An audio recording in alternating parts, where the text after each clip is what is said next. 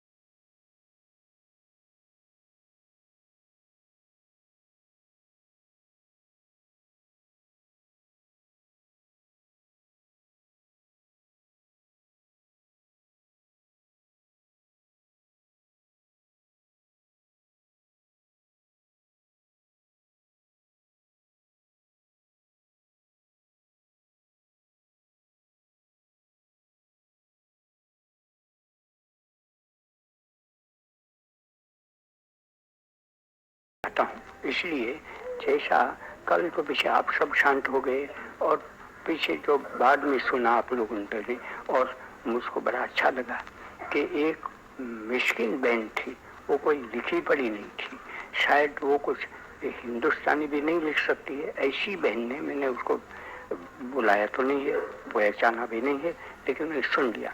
ऐसी बहन ने इतनी हिम्मत की कि उसको देखती रही, कुछ बातें भी की और पीछे उनको पकड़वा दिया। ये मुझको बड़ा अच्छा लगता है। मैं तो हमेशा मानता आया हूँ कि कोई भी मिस्किन हो, निरक्षर हो या तो साक्षर हो, उससे मान्य नहीं है। एक मन है, वो एक अलग चीज पड़ी है। जिसका मन साफ है, जिसका मन चंगा है, उसके दिल में गंगा है। तो ये बहन ऐसी कोई होगी तब तो उस बहन ने इतनी हिम्मत बताई, तो मेरा दिल तो उनको धन्यवाद देता है। ये बात हो, बाकी तो सारी दुनिया में से मुझ पर तो प्रेम का ही बारिश आता है। अभी मुझको वो भावलपुर के भाइयों ने लिखा है, ठीक लिखते हैं। वो कहते हैं उनकी तकलीफ के बारे में और कहते हैं कि जितनी जल्दी से हमको ला सके तो लाओ, नहीं तो सब मरने वाले हैं। मैं तो इतना ही कह सकूं, कल तो मैंने कह दिया, अभी भी कहना चाहता हूं कि भावलपुर के भाई ऐसा चिंतित न बने। भावलपुर के नवाब साहब का आज भी मेरे पास तार आ गया है। वो तो कहते हैं मुझको कि मैं किसी को हलाक करने वाला नहीं हूँ, करना नहीं चाहता हूँ। वो सब लिखते हैं, क्या होगा और क्या नहीं मैं नहीं जानता हूँ, लेकिन मेरी कोशिश चल रही है। इतना ही मैं तो कह सकता हूँ कि सब कोशिश चलते हुए भी क्या होगा वो तो भगवान ही जानता है। लेकिन वो लोग चिंतित न बने, ऐसा न माने कि अभी मैं भूल गया हूँ, तो मैं भूलने वाला हूँ नहीं। तो वो तो इतनी बात हो गई उसकी। अभी एक तार आज आया,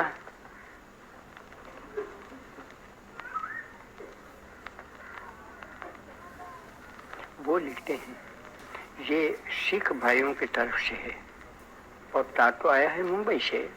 वो लिखते हैं कि करीब 15,000 सिख, चंद को तो मार डाला, उस बारे में तो मैंने कह दिया। अभी ये लिखते हैं कि वो करीब 15,000 सिख वो इधर उधर पड़े हैं सिंध में, और उनकी जान वो खतरे में है, उनका ईमान कहो वो भी खतरे में है। तो उसको जल्दी से निकालने की कोशिश करो, और हो सकता है तो हवाई जहाज से भी निकालने की कोशिश करो। तो और कहते हैं कि उसकी मैं तजवीज़ करूं। तजवीज़ करने में तो वो कहता भी नहीं, लेकिन तजवीज़ करने में मुझको वो सिंध में हुकूमत है उसको लिखना चाहिए। लिखूं तो पहुंचता नहीं है जल्दी। अगर मैं तार दूं तो भी तार तो आजकल तो ऐसे हमारा काम बिगड़ गया है कि तार जिधर भेजो वहाँ जाता नहीं है जल्दी से। तो कैसे मैं जल्दी से पहुंच सकूं? तो ये यहाँ मैं कुछ कह दूं वो पहुंच जाता है, तो वो जल्दी उनको पहुंच जाएगा। रेडियो वाले हैं वो भी बड़ी खूबी से काम कर रहे हैं, तो रात को तो सब जगह वो रेडियो में जो मैं कह रहा हूँ वो पहुंच जाएगा। इसलिए मैं यहाँ कहता हूँ आपको, और सिख भाइयों को भी मैं मेरी दिलचस्पी बताना चाहता हूँ कि ये मेरे से तो होने वाला नहीं है, बर्दाश्त भी नहीं होगी कि हाँ वो 15,000 सिख पड़े हैं तो काटे जाएं, या तो उनका ईमान पर हमला किया जाए, या तो उनके अदब पर, वो सब कायम रहना ही चाहिए। तो मैं तो इतना ही कह सकता हूँ कि जितना एक इंसान से हो सकता है वो तो होगा ही। दूसरा, वो तो ये तार तो दूसरों को भी उसने भेजा है, तो हमारी हुकूमत को भी भेजा होगा। तो मैंने तो कल ही आपको कह दिया कि पंडित जी ऐसे नहीं है कि वो सोते रहें और कुछ काम न करें, तो वो तो अपना काम तो करते रहेंगे। लेकिन हुकूमत एक काम कर सकती है, हुकूमत के बाहर कई चीज़ें ऐसी होती है कि ज़्यादा हो जाती है। तो मैं तो सिंध की हुकूमत को कहूँगा, पाकिस्तान की हुकूमत को कहूँगा कि आप वहाँ बैठे बैठे जितने सिख पड़े हैं उनको इत्मीनान दिला दें कि जब तक यहाँ हमारे यहाँ पड़े हैं तो एक भी सिख की जान खतरे में देने वाली नहीं है, न उनका ईमान खतरे में देने वाला है, और उनकी रक्षा हम अपनी जान के मार्फत से करने वाले हैं। ऐसा मैं कहूँगा कि हुकूमत का वो फर्ज है। अगर हुकूमत वो नहीं कर सकती है तो उनको सबको एक जगह पे इकट्ठे रखें और जितनी जल्दी से उन सिखों को भेज सकती है बाहर सिंध के, कि जिससे वो खतरे में से बच जाए, ऐसा 2 में से एक उनको करना चाहिए। मैं ये नहीं कहूँगा कि हर हालत में भेज दो, हर हालत में भेजे क्या, अगर वो उनको सुरक्षित वहाँ रख सकते हैं तो वहाँ रहें, और सिख तो बड़े बहादुर पड़े हैं, उनको क्या पड़े। और कोई आदमी दूसरा अपने ईमान पर हमला कर ही नहीं सकते। ईमान पर अगर हमला होना है तो हम खुद करेंगे, बाकी कौन करने वाला था। तो मैं इतना ही कहूँगा कि सिख भाई वो इत्मीनान रखें कि कम से कम मैं जितना कर सकता हूँ इतना तो कर रहा हूँ, करूँगा। मैंने तो कई चंद पारसी भाइयों को भी वहाँ भेज दिए हैं, आज ही गए, तो वो शांति से रहें। अब एक भाई ने लिखा है खत, दूसरा मुझको छोड़ना पड़ेगा ऐसा मुझको डर है।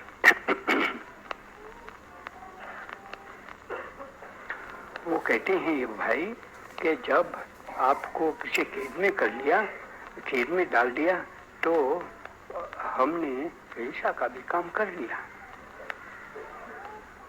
तो आप अभी यह उपवास कर रहे हैं, इसमें कहीं आपका अंत हुआ तो दूसरे ही दिन हिंदुस्तान भर में एक ऐसी हिंसा होगी कि आपका परमात्मा भी रो उठेगा, और आप क्या वहाँ भी और आपको कहीं भी शांति नहीं मिलेगी। आपका यह उपवास इसी हालत में हिंसक सिद्ध हो सकता है।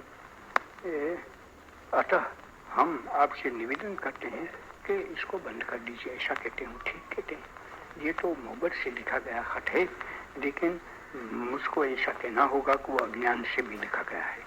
वो तो ठीक बात है कि मैं जब जेल में चला गया तो जेल में ही गया, उसका नतीजा ये आया कि हिंसा हिंदुस्तान में चली, तो उसमें तो हमारे में तो बहुत किस्म के लोग रहते हैं, हम करोड़ों की आबादी में हैं, तो वो लोग पागल बन गए और उन्होंने हिंसा की, नहीं करनी चाहिए थी और हो गई।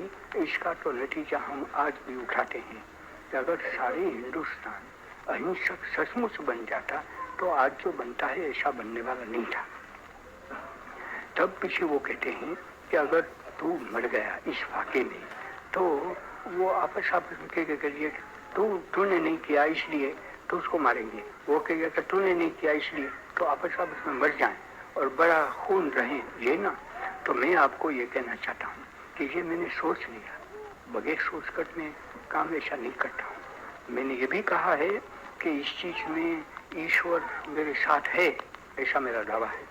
तो ईश्वर जो कराता है, तो ईश्वर मैं मर जाता तो भी बचाने वाला था, और अभी भी मर जाऊं तो भी वही चीज हो सकती है कि एक अहिंसा से भरा हुआ आदमी मर जाता है तो पीछे ईश्वर किसी न किसी तरह से निभा लेता है। लेकिन हो सकता है कि मेरे मरने के बाद वो ऐसी हिंसा हो जाती है कि पीछे आपस में कट के मर जाए।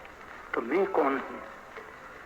जब कृष्ण भगवान चले गए तो पीछे क्या हुआ, तो उसका नाम ही हम तो कहते हैं कि जादवास्थली हो गई। तो यादव लोग ऐसे अहंकारी बने थे तो आपस में घटकर मर गए। होना नहीं चाहिए था। कृष्ण भगवान चले गए तो उनको ज्यादा सात्विक बनना चाहिए था, ज्यादा उनको वैराग आना चाहिए था, लेकिन वो तो बहुत शौक में पड़े थे। तो मैं ये कहूँगा कि अगर भगवान चाहता है कि मुझको यहाँ से ले जाए और मैं जिससे एक इंसान से हो सकता है मैं करूँ, और पीछे भी लोग समझ नहीं जाते तो आपस में मर जाएं, तो मैं आपको कहता हूँ कि मैं रोने वाला नहीं हूँ।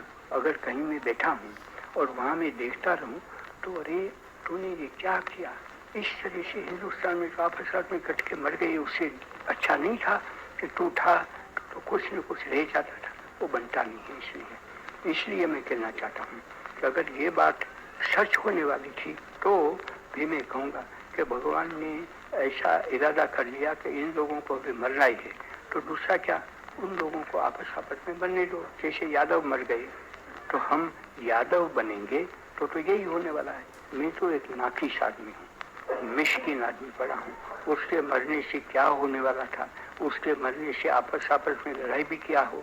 लेकिन हो सकता है कि मिस्किन आदमी को भी मौका बनाकर ईश्वर को ऐसा खेल खेलना है तो ईश्वर खेलेगा। ईश्वर की माया तो बहुत बलवान है। आज के भजन में सुने, सब रोज भजन में सुनते आए हैं, तो हम खामोश रहें और एक ही चीज को हम समझ लें कि जो आपने इस वाक़ा के बाद करनी है, क्या तो कहते हैं कि हिंदू और मुसलमान यहाँ तो लड़ नहीं सकते हैं, और भी आराम से हो जाएगा। पुलिस ऑफिसर कहते हैं कि हमारी कोई जरूरत नहीं होगी, ऐसा हमारा इंतजाम तो हो रहा है। मेरी तो उम्मीद है कि इसी तरह से वो चले और सब हिंदू बहनें हैं वो भी वहाँ चली जाए, देखें क्या होता है। भगवान तो वहाँ भी पड़ा है, यहाँ भी हर जगह पे भगवान पड़ा है। भगवान तो जैसा गाया, मन मंदिर में है भगवान। तो मन को जो मंदिर बना लेता है उसको क्या पड़ी है तो किसी हो। तो इसलिए मैं तो आपसे यही कहूँगा कि हम यही करें। दूसरी चीजें मेरे पास पड़ी है वो तो कल 10 अभी हो गया।